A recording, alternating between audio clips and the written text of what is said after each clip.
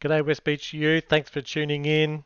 Of all the different things that you watch, okay, so this has got pretty low production value, not much in the way of car chases, sword fights and all of that, but we are going to be talking about some of the most interesting and really quite exciting ideas.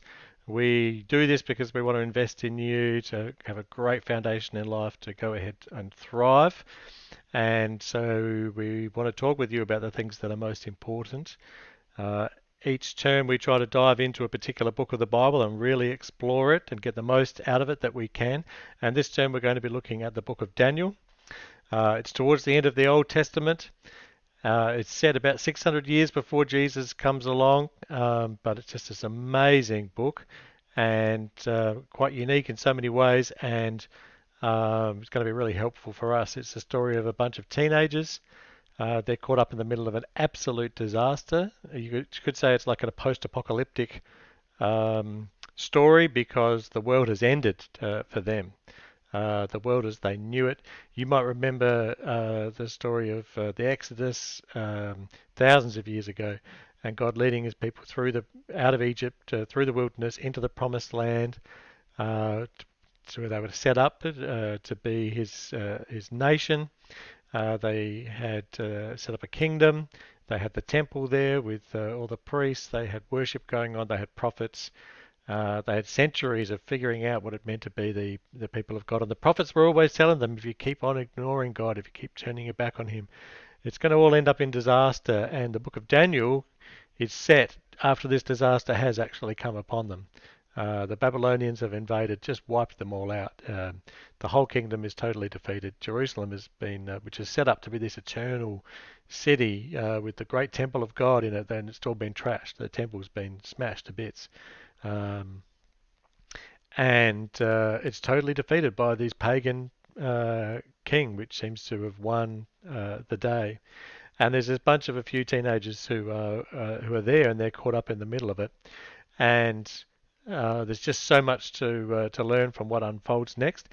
What I'd like you to do is to find the book of Daniel and turn to chapter 1 and put me on pause. I'd like you to read it through for yourselves. I want you to look for a few things.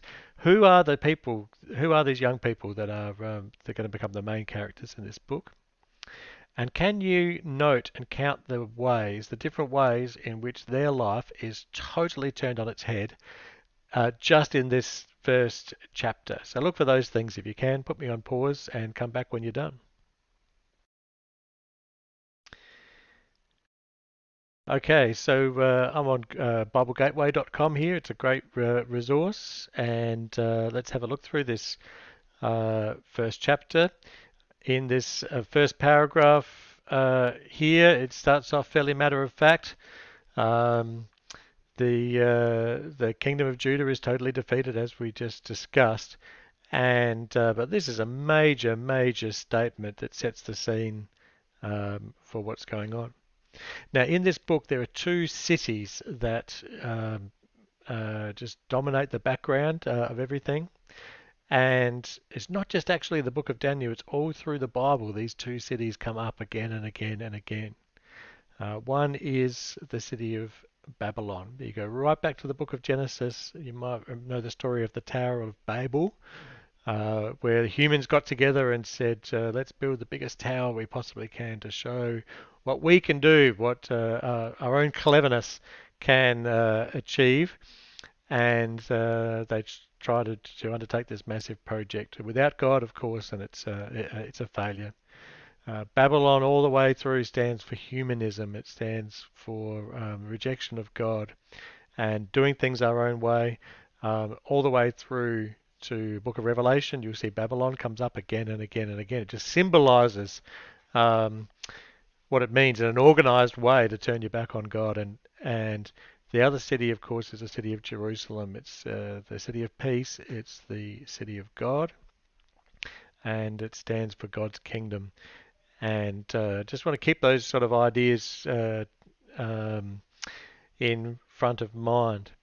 Now, of course, at this point in time, at the start of Daniel, it looks like Jerusalem has been totally, and utterly and finally defeated by Babylon. And Jerusalem, on the one hand, it's just a pile of dust, filth. There's been starvation. There's a lot of dead bodies everywhere. It's total and utter defeat. It's complete humiliation. The place is a pile of rubble, and the people are nothing more than a rabble. It's as bad as it can possibly get. And on the other hand, you've got the city of Babylon, which is thriving. It's winning. It's become the center of the world. This amazing kingdom. It's increasing in powers. It's full of winners. It's growing. It's building. It's very rich. It's cosmopolitan. There's people coming from all over the world to come to the center of power. It's a place for the elite. It's going gangbusters.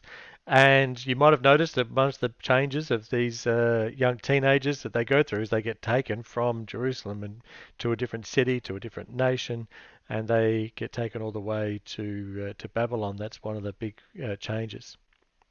And you might imagine their friends, talking with them on social media and saying, actually, you guys, it's pretty good.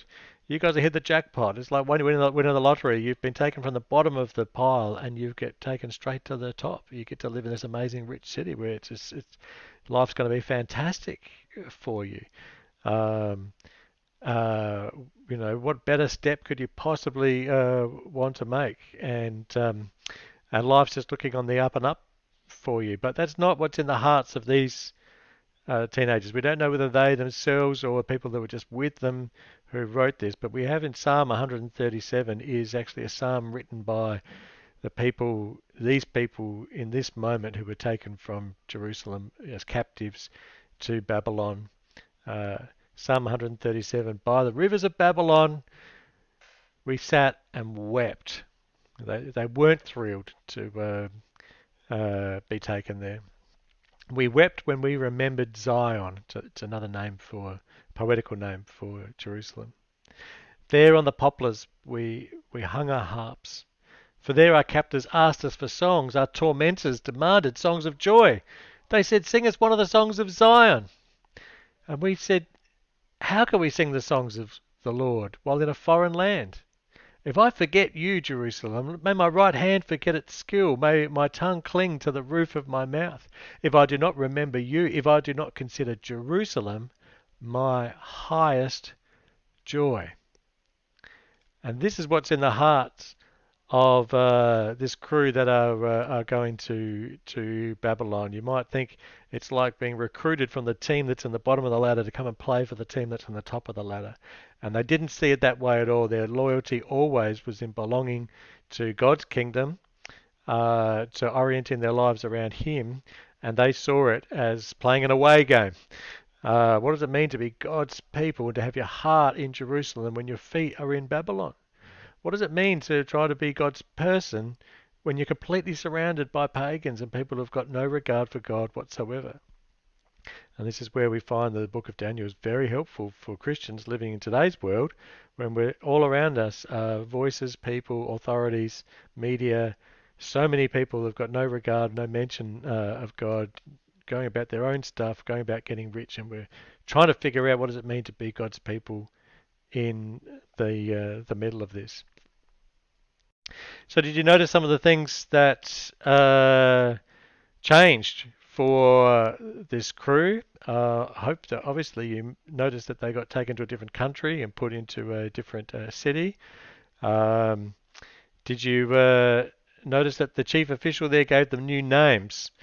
Talk about identity theft, It's like trying to erase these young people what they'd grown up to know and set them ideologically down a new path.